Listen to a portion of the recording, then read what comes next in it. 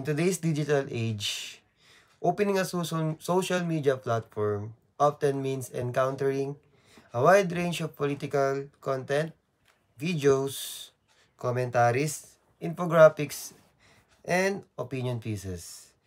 What may seem like ordinary browsing quickly becoming an immersion into a highly active space of political persuasion. This reflects a significantly reality.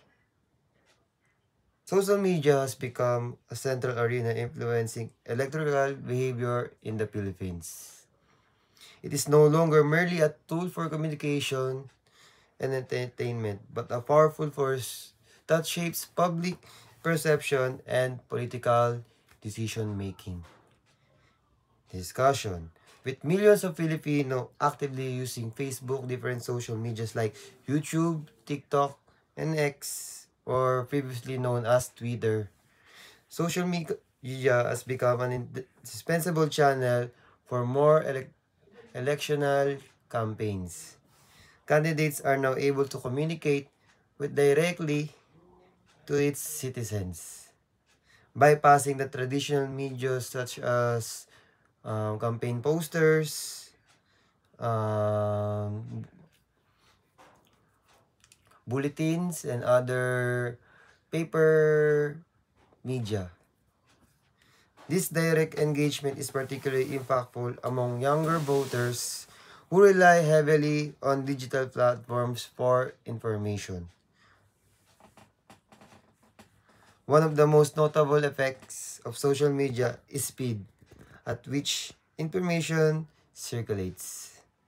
Whether within minutes, a single edited video, viral post, or trending hashtag can significantly influence a candidate's reputation. For example, there are also AI that can able to present a video about a campaign of a certain candidate. While this rapid dissemination provides opportunities for political visibility, it also increases the risk associated with misinformation, manipulative narratives, and echo chambers. Another key influence is interactive engagement. Users do not merely consume political content. They also comment, share, react, and participate in online discussions.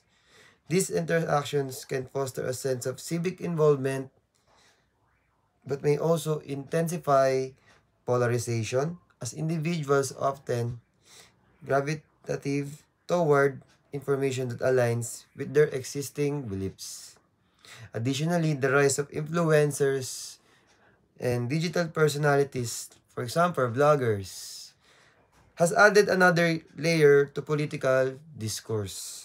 Their endorsements, commentaries, or any casual remarks can subtly shape the political preference of large audiences.